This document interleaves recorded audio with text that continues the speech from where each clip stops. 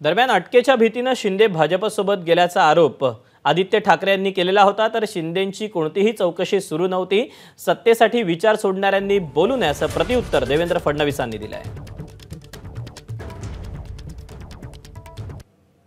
आरोप नाही, सत्य आहे की भाजपाने मिंदेंना जॉइन और जेल ह्याची ऑफर दिली होती।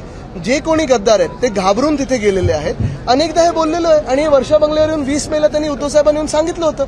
मुख्य गोष्ट हीच आहे की त्यांना जेलमध्ये जायचं नव्हतं म्हणून ते भाजपात गेले। चला, तुम्हाला जायचं होतं, तुम्ही घाबरून गेलात, ठीक आहे, पण एक जी वृत्ती असते की गद्दारी, की पक्ष सोडून जायचं की गद्दारी करायची, पाठीत खंजीर खुपसून जायचं की एक आदरपूर्वक सांगून जायचं, राजीनामा जाऊन द्यायचा, हे सगळं न करता आपण पाहिलं असेल महाराष्ट्र मागे नेण्याचं त्यांनी काम केलेलं आहे। खुर्चीच्या ऑफरवर आपले विचार सोडणारे उद्धव ठाकरे आणि आदित्य ठाकरे, एकनाथ शिंदे नाही।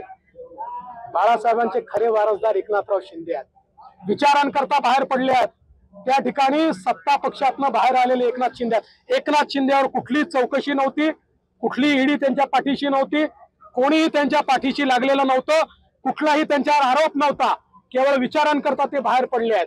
त्यामुळे ज्यांनी सत्तेकरता, खुर्चीकरता, पैशाकरता त्या ठिकाणी विचार सोडले, त्यांनी एकनाथ शिंदेंवर बोलू नये। एबीपी माझा, उघडा डोळे बघा नीट।